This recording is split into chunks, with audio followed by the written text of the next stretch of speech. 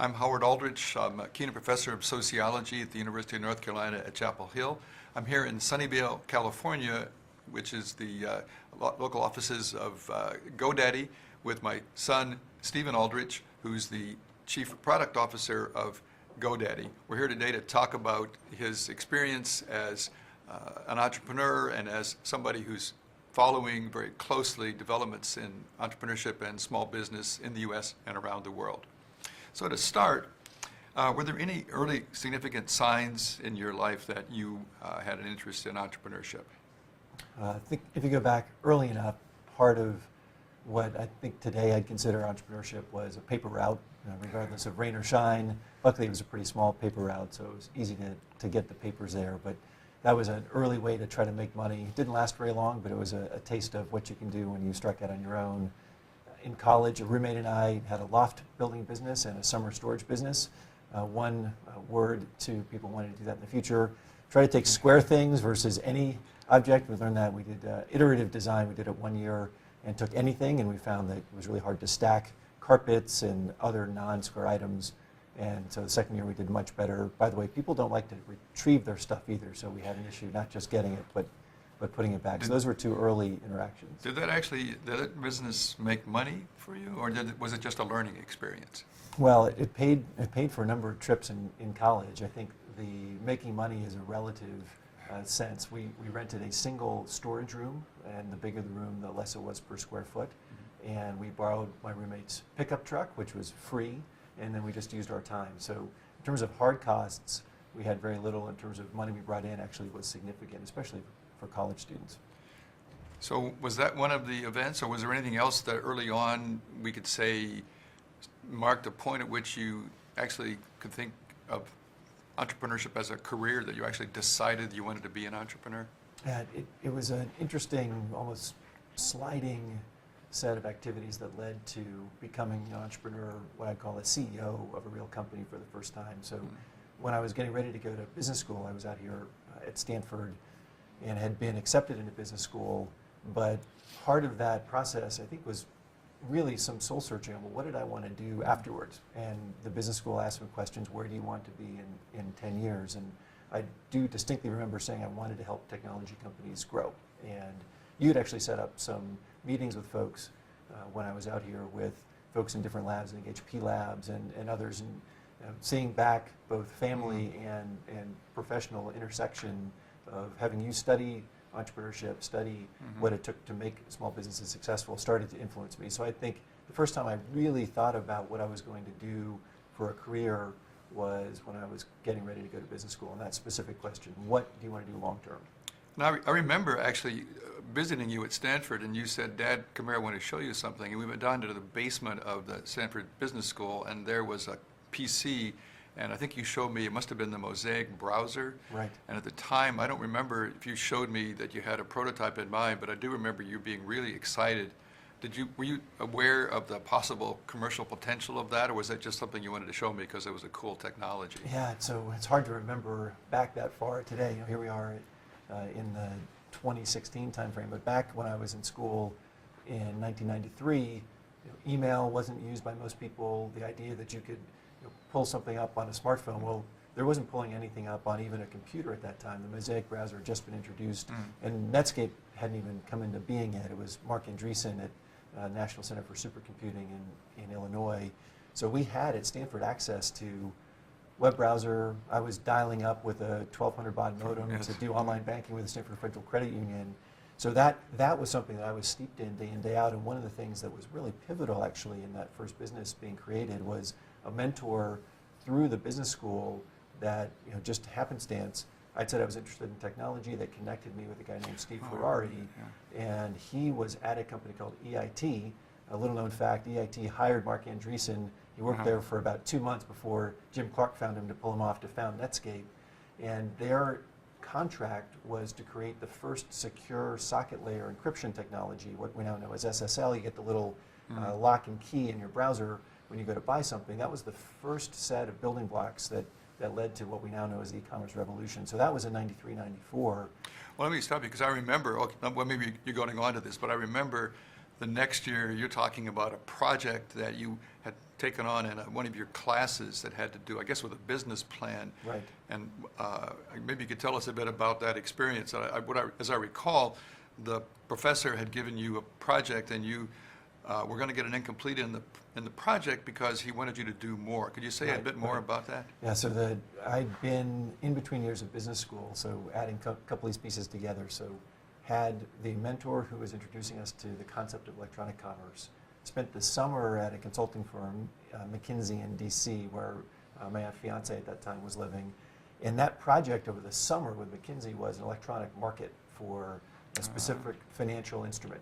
So came back to school for the second year of business school, and two of my other classmates had also been at McKinsey either in school or before school. So all three of us had jobs to go back to. And we said, hey, instead of doing hundreds of hours of interviews in the second year, let's write a business plan. So we found Professor George Parker, who at the time was an associate dean, because he was involved in insurance. Well, why is insurance important? Because my job before business school was as an investment banking analyst working with insurance companies. And so we took that piece of data, Rick and Raj, two of the other folks who worked with me on that first business plan, had exposure to insurance. Raj was an AT&T, literally AT&T, rocket scientist. She was a physicist, and she had spent her summer in consumer marketing. So we said, all right, insurance, consumer marketing, e-commerce is coming, and we were in California in the midst of a regulatory shakeup around insurance. It was really hard to buy auto insurance because insurance carriers are pulling out of the state.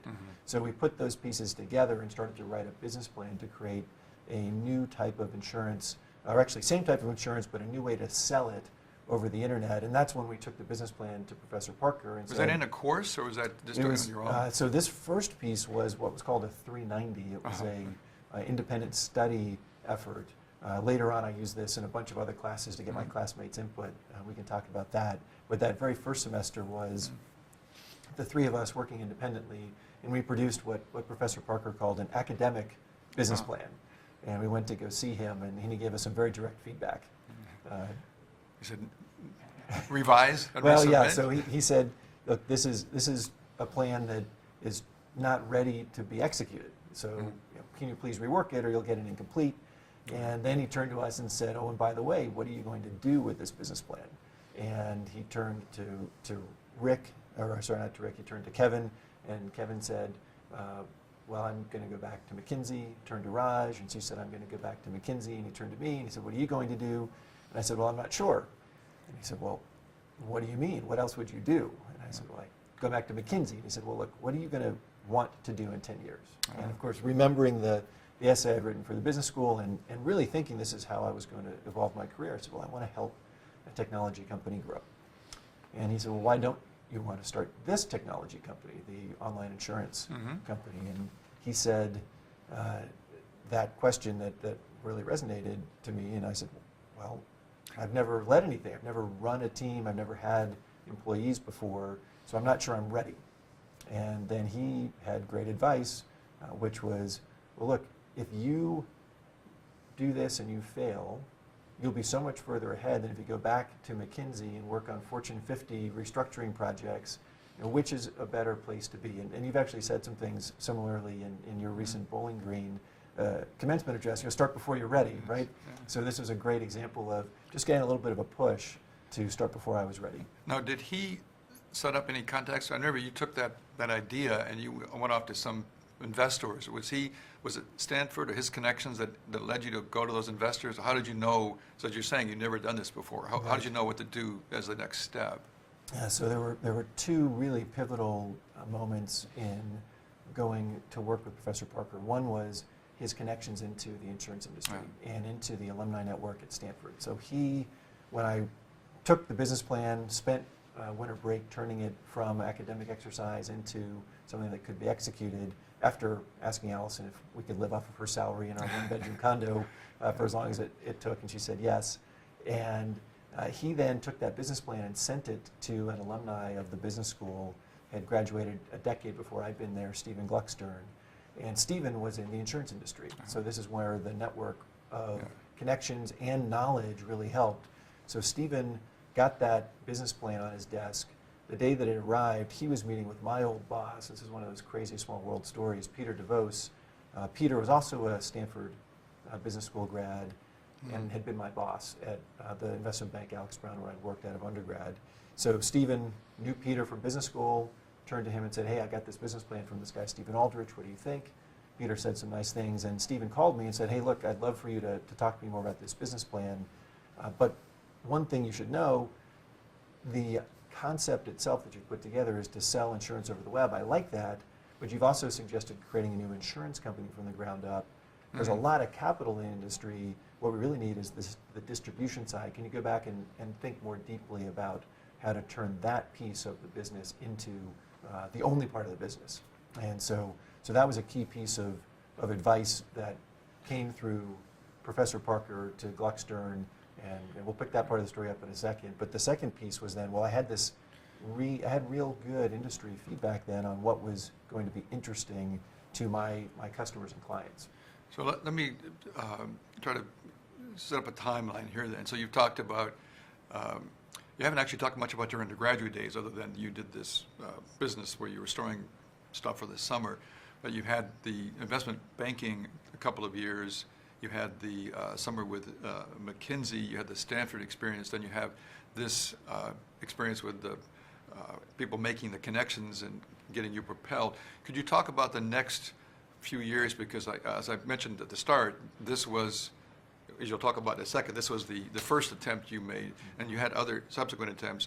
Could you say a bit more about what it was like in that first 6 months to a year when you had this positive feedback from the industry people and you were starting to get positive notions that you will get the capital?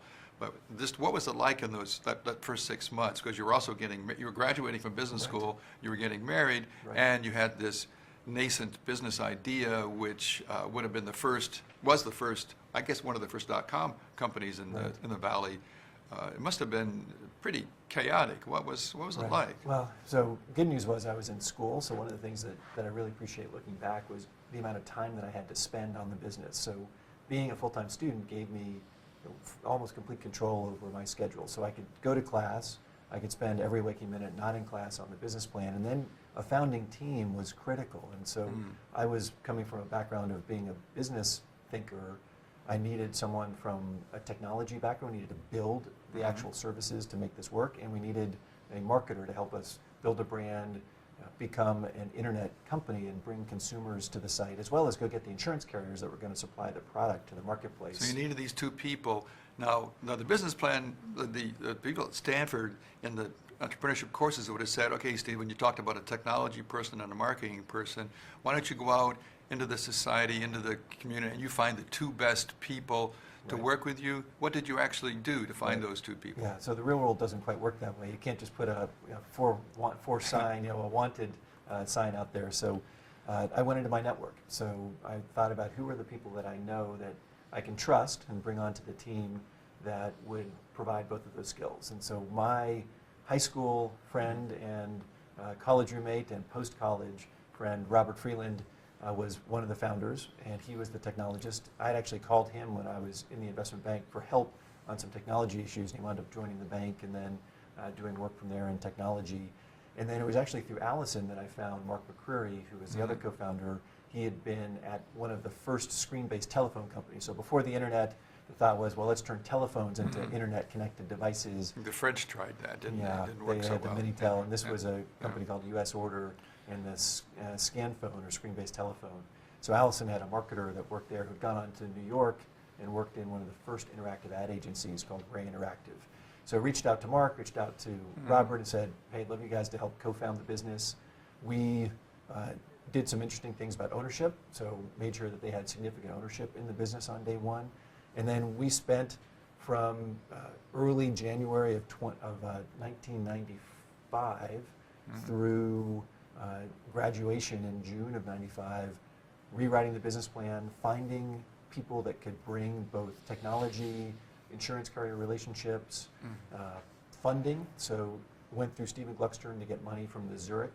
Did you have any money at this time, or you were still waiting for the first? We had zero during that whole period of time. So Robert and Mark were still doing their day jobs. I was in school, and because of that, we could operate on no capital. So we started to think about how much capital do we need, and got a commitment from the Zurich Insurance Group, and they brought along Morgan Stanley Capital Partners. So they pledged $3 million of funding to us, but it hadn't arrived yet.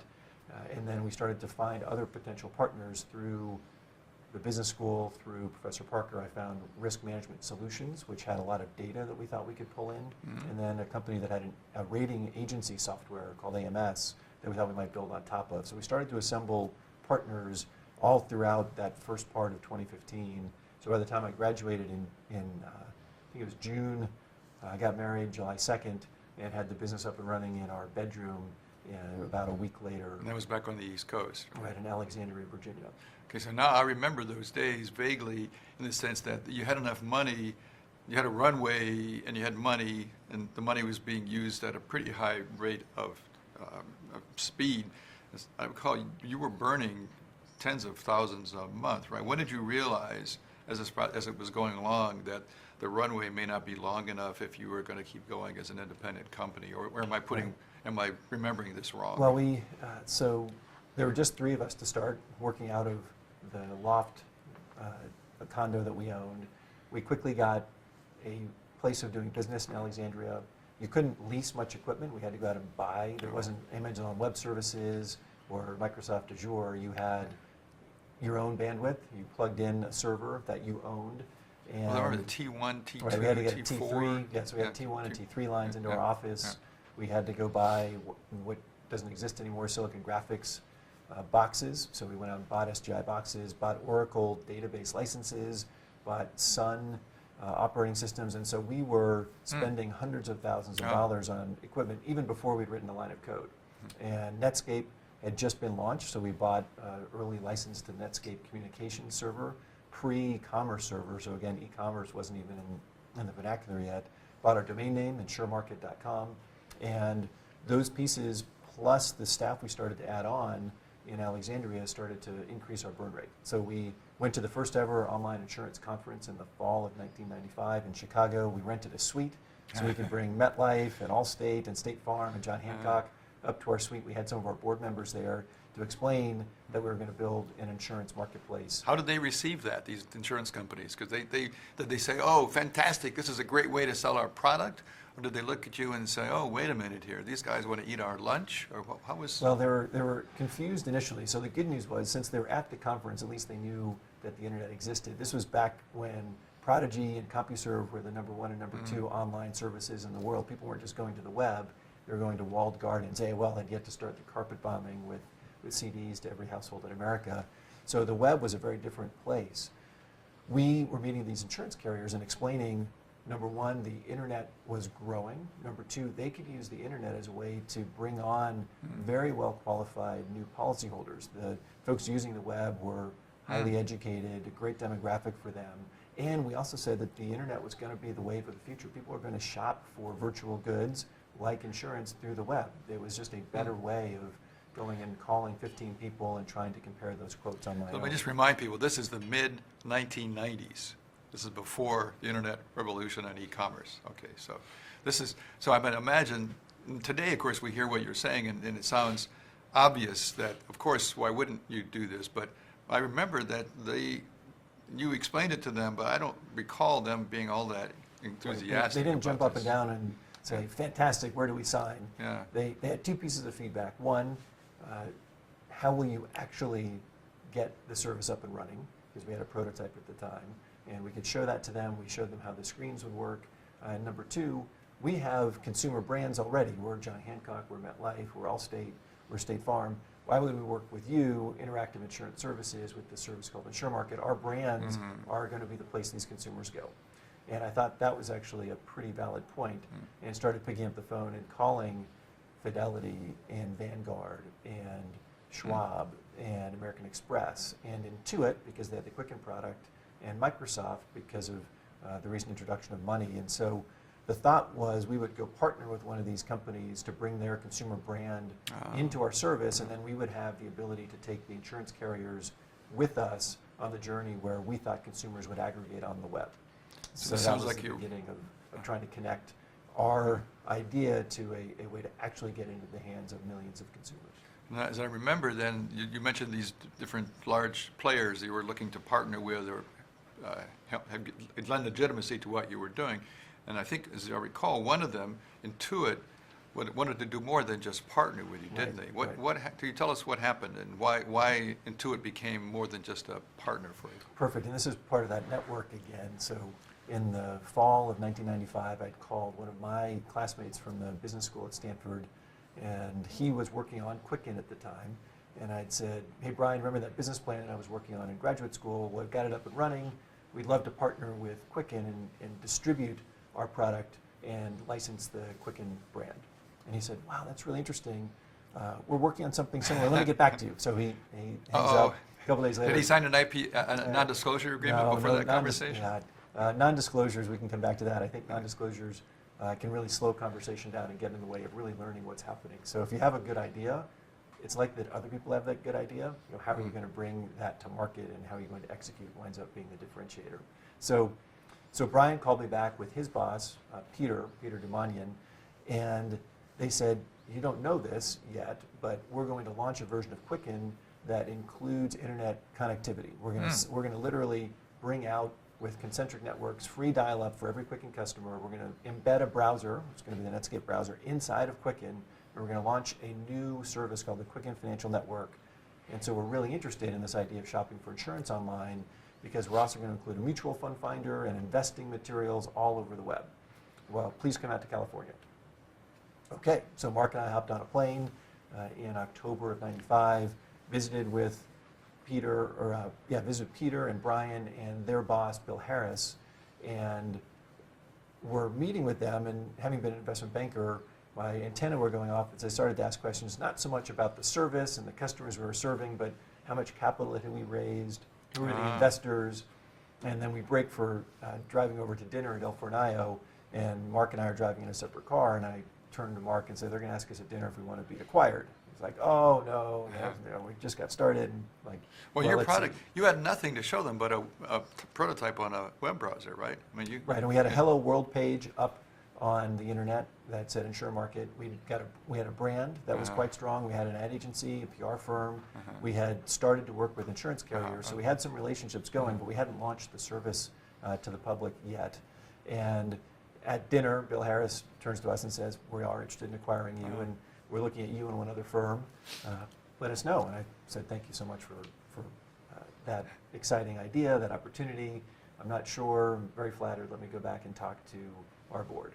So finished up dinner, walked out, gave a high five to Mark, and said, okay, well, this is great. I mean, this is another option because we're going to have to raise a lot more money if we're going to build our own brand. And by Thanksgiving of that year, Robert and Mark and I had all visited with the folks at Intuit and started to think about becoming a part of the company. And ultimately, through the winter and then into the spring, negotiated a definitive agreement and sold the company to Intuit. Now, I know, just to tell the people watching this video, that subsequently Stanford and then Harvard both wrote cases on you, and cases about this experience. And one of the things I know that when this case is taught at Stanford and I think at Harvard, today's MBA students listen to what you or read what you just told me, and they say, "Oh, why did they do that? Why did they bite and let themselves be acquired by a big company? Why didn't they stay independent? You had all these relationships you'd established. You were building a brand and so forth." And why didn't they stay independent and eventually have an IPO, and they all could have retired and ridden off into the sunset or set their own foundations up and it had business schools named after them. But instead, these guys bailed out early. They sold the company to a big firm. And what's the answer to that? And setting the context back in the mid-'90s. Right. Well, there were a few things that came into play. One was venture capital, as it's now currently being performed, was very different in the mid-'90s. I couldn't get anyone on St. Hill Road to even talk about the web or insurance. So those early interactions were not, and maybe I'd have the same reaction today, I'm not sure, maybe it was me, but at that time, the venture folks were not interested in either of those two parts of what I consider to be the next wave of the economy. So we had $3 million in our pockets. We weren't cash flow positive, and to build a consumer brand, we knew it was going to take tens of millions or hundreds of millions of dollars. And so we could potentially go out and raise that money. We were starting to get traction. Maybe we could have a partnership with Intuit and see what would happen. But that capital then dilutes you, and then you have the risk of potential execution issues. And so when you multiply all those things out, and we had an opportunity to take the idea through Intuit and literally get it on the hands of 10 million households, that's how many folks were active users of Quicken at that time, get it to 10 million people right away and change the way the industry functioned, we thought, this is fine. We've been in the business for a year. We talked to the board and we said, this is a good outcome for the shareholders, including us and our employees, and it gets us a chance to make the idea successful. And our competitor at the time, InsWeb, went independent, raised a bunch more money, eventually went public, but actually never got to scale. So Do they even exist anymore? No, they wound up being bought by a company called Bank Rate Monitor. So you can see both play out now, different management teams, slightly different business model, but we really wanted the idea to succeed, and we thought the conditions to make the idea succeed were the ones that Intuit could bring to the table. In particular, the insurance carriers had a lot of the power if we had been a small company, and when we became part of Intuit, we had the ability to balance those negotiations out. So we should fast forward now, because I know there's a lot more interesting stuff to talk about with respect to your career, but you spent enough 10 years or so then, first you set the company up on the East Coast and you ran it as an independent subsidiary for a long time, but eventually Intuit called you out to California, and then subsequently you did a couple of more entrepreneurial ventures. I think at this point I'd be curious to have you tell us about the part of that experience that involved mentoring, because I know you've told me a lot about Scott Cook and Bill Campbell and Steve Bennett and that important time at Intuit, and how that then led to, I think, what made it possible for you to go on and be CEO of two more ventures after that. So could you maybe start with the next, fast forward us through the Intuit years to when you were looking at moving on to Posit Science, and then eventually to the other firm you founded. Right. Tell us a bit about the mentors you had and how important they were with respect to the entrepreneurial part of your life. Yeah, so it was interesting seeing the raised by wolves concept. So went to business school, had great undergrad education, but when you're out there as an entrepreneur, if you and your board are the only people you're learning from, you learn pretty slowly. So there's lots going on every day. There's a lot of reactive work you have to do as CEO, and I had yet to really learn at that stage when we became part of Intuit how to run something at scale. How would I take an idea, get a founding team together? I'd now done that. We'd grown it. The management team with Mark and Robert were doing a great job of growing that business, but I didn't know what it looked like when you got on the other side of 10 million, 100 million, $1 billion in revenue. And so becoming part of Intuit was really a management and leadership education for me, beyond what I'd learned in school, beyond what I could learn on my own. Even Stanford didn't prepare you for all of this. Stanford was great, but for not some of these real world issues. And so the opportunity to work with a Scott Cook who starts with the customer and really goes deep on quantitatively understanding the customer, Bill Campbell on leadership. I remember soon after we were acquired, Intuit went through a crisis. The Quicken product, which had been the primary product for Intuit, overnight stopped growing. Microsoft had brought out a competing product called Money and gave it away for free, and the stock price dropped to like $3 from 30, and so huge business issue, and a lot of folks left. We had to shut down a call center. We had to lay off lots of folks, and we went to a leadership retreat in I think it was probably the winter of 1997, and Bill Campbell came around and handed each of us on the management team an envelope. And in the envelope was $1,000 cash. He just looked us in the eye, shook our hand, and said, "Look, thank you so much for staying." And so when things like that happen, you see the power of that relationship and truly having passion and empathy for your team. And so Campbell on leadership, and Steve Bennett joined soon after I'd moved to California, and he reoriented the company to be very, very focused on small business and tax. And he had come from GE and had spent decades operating at scale. And so that was, for me, a whole new experience. How do you take operational excellence and connect it to the innovation that was found in the Valley so you could do that at scale? And that to me was a revelation in how do you run a business. I remember you talking about Steve Bennett, because I remember the Six Sigma thing. I think I'd heard it academically before, but I'd never actually heard about it being used. But that's, I guess that's the idea of the quality, not settling for anything but the absolute best in what you're doing. Was that? Building quality in, process excellence. How do you measure quality from the customer's perspective. And so that was a hugely important piece of what I learned from Bennett. So you're talking about the experience you had with Steve Bennett as your mentor, and in particular the emphasis on qualities. I think that you were very impressed with the Six Sigma idea. Could you just say a bit more about the quality, how that had an impact on your thinking about business process? Yeah, so when you get to a business at scale, the key that I found was, what are you measuring? How do you define quality? You have to go back out to your customers and get very specific feedback on what do they care about? You know, what's the critical to quality outcome that you're going to ask them to tell you about, and then how do you put that into practice? And that turned out to be, for me, a really, really important set of learnings around process excellence. How do you teach some of the components that you're not just building product, you're building great product?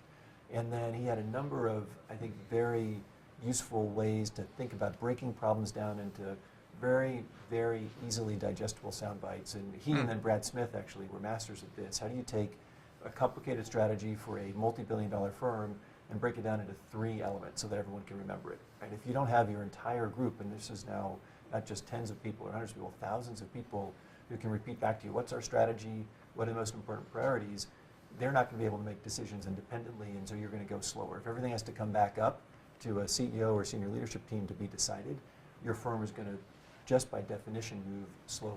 And I think I've heard some folks recently say this, and I really like it, which is there's no longer a fight between big and small companies, it's a fight between fast and slow. So the faster you can go, the more iterations you get in to improve. Assume that the first thing you launch doesn't hit the mark. So the faster you can get market feedback, the faster your team can make decisions, the more success you're likely to have. And that requires you to push decision-making down to the front lines, which means they need to have vision alignment all the way up to the company strategy. Okay, so since that intense mentoring experience with these excellent people, then you've subsequently become a CEO of 2 startups in California. One of them was Posit Science, the other, most recently, Outright. I'd like to talk a bit about that, but also I'm curious to know, because you had yourself this positive experience, and then you went on to do more entrepreneurial ventures, and you've been out here a long time. You've been out here since, I don't know, what, you've been here 20 years? 20 years. Do you find yourself now, because you've had this experience, are you now being approached by people, and I don't know what possible routes that might be, but are you a mentor of other aspiring entrepreneurs now out here? Yes, I think it's really important, and I'll do it both formally, so back at UNC Chapel Hill, where I was an undergrad with the Moorhead Kane folks, I try to have 1 or 2 summer interns every summer who will work for someone on my team, and then I'll spend time with them as they're thinking early on in their academic careers before they decide even what profession they're going to be in. How can you teach them? How do you make great products? Why should you work with technology? Why should you work with small businesses and entrepreneurs in general? I'll do advising work as well, so I have folks that contact me that have either seen me on the web or maybe heard from one of the venture firms that had invested in one of the last ventures I was in, to, hey, talk to Steven, he really knows a lot about this small business economy and the concept of a freelancer or entrepreneur. And so I'll meet with them once a quarter, and I'll be available via email for questions along the way. And then, of course, in my day job here now at GoDaddy, I spend a lot of time trying to work with both my direct reports and folks across the company to say, okay, what do I have? What can I teach? How can I build a program that builds leaders for the future, whether they're here for 10 years or whether they take that idea and go out and start their own companies? So you're saying actually there's a lot of continuity between the things you've learned about business process, working in a company that's like GoDaddy, trying to grow and innovate, and being an entrepreneur. You see there's a lot of...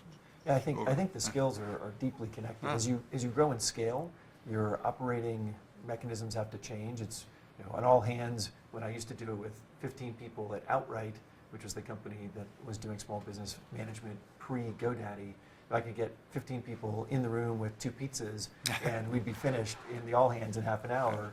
And now when we try to do an all hands with our almost 4,500 people, we've got cameras, we've got video feeds all over the world. You have to figure out when you're going to do it so that your customer care team doesn't get disrupted because they've got to be on the phones or in chat or email. Can't get a busy signal. Correct. So there are things you have to think about in scaling your communications and scaling how you get the word out for alignment. but I think the basics still apply. How do you get clarity on what customer you're serving? How do you get clarity on why are you better than what they have as alternatives? And sometimes that could be a competitor's product. Sometimes it could be just pencil and paper or non-consumption. A lot of the problems I've tackled have been non-consumption problems. If you think, going back to online insurance, people didn't have an insurance shopping service. They would call 3 agents and call Geico, and then they'd try to write it on a piece of paper and compare. And so there was no service that they bought. They were using an online shopping service really for the first time. And we see a lot of that in what I think of are interesting and exciting markets to go tackle. You're trying to move people into using a dedicated service versus doing nothing. So you've talked a bit about GoDaddy, and I know because I've seen you operating here that you are very aware of the entrepreneurial ecosystem and very aware of the small business startup and failure rates. And I was wondering, from the perspective now of all these years as an entrepreneur and now working at GoDaddy, which is a small business services company, what do you see as the prospects in the short term, not the long term, the short term for entrepreneurship and entrepreneurs and the creation of small firms? And how does, because you're a person now, I think that's your market in a sense. So you have I would presume, a pretty strong vested interest in making sure that happens. What kinds of advice would you offer to somebody who's maybe watching this video and they're saying, I want to be like him, and what would you say to them? Yeah. So I don't think there's ever been a better time to start an entrepreneurial venture. So the tools at our disposal today, again, going back to my experience in the mid-90s, where to start a company I needed to spend hundreds of thousands of dollars before I could even get a product out the door in the technology space. I can get all of that computing power and more on a credit card for $50 a month. Wow. So orders of magnitude reduction in the effort required to get a technology product out the door. There's also, for those folks who aren't in the technology world today, these tools are available to you for the most part for free. So social networks, your phone, your ability to communicate with customers and prospects for very low cost solutions. If you have an idea, especially in a services world, which is still the vast majority of our economy, you can get that idea up and running without having to add significant capital, without having to add co-founders, which complicates the beginning of any starting venture. It can be helpful, but it can be also a source of great friction. I think that as an entrepreneur or someone thinking about being an entrepreneur, and in the US, you probably know this data better than I, 10 million people at any one time are thinking about starting a venture. Only 3 million of those or so actually get the venture to the point where they have customers. And so I think that, for me, in the US is important to continue to keep the entrepreneurial spirit alive. Outside of the United States, right now, we have a 3 billion person workforce. We're going to be adding 500 million people to that workforce over the next 5 years. They're not going to get jobs with the Fortune 500. Fortune 500 only employs about 22 million people around the world. We need 500 million jobs. Those people are going to only get jobs if they create their own, or if they start their effort by working for another small business locally. So I think the technology that we have at our disposal has reduced the friction for small businesses starting in any field, and it's almost an imperative that entrepreneurship and business creation becomes the way that the world's economy gets powered to keep the world stable and growing. Well, that's a great note on which to end this interview. Let me just ask you, do you have any favorite saying or motto that encapsulates all this you've talked about, or maybe that's asking too much after all this complexity you've given us? Is there any last thing you there's a particular concept that I love that I tell everybody about. It's called growth mindset. So I think if you go into any new situation with the concept that I can learn, I can get better. It's this concept of starting before you're ready. If you go in with the perspective that there's no inherent limit as to your capabilities, you can go get feedback, you can get better, and just like when you're learning to walk, it takes many, many tries. When you're starting a business, it may take you many, many tries to become successful. So if you bring a growth mindset to that I can do this, I can achieve, I think you'll wind up in a much better place than if you're coming in with this concept that I only have one chance, or I have a fixed knowledge base with which to work. That's totally not true. When I was working in neuroscience, it was clear that the brain itself is a constantly developing part of our bodies, and with feedback, you can get better and better and better. There's no cap to what you can do. So I want to thank Stephen Aldrich for taking time out of his very busy day here in Sunnyvale. A lot of important things happening, and he's come in and spend this hour with me. And as always, I've loved being here in this situation with him. And I want to thank you all for watching this video. And if you have any questions, you can check on our website and email me, or I can get a question to Stephen myself. Thank you.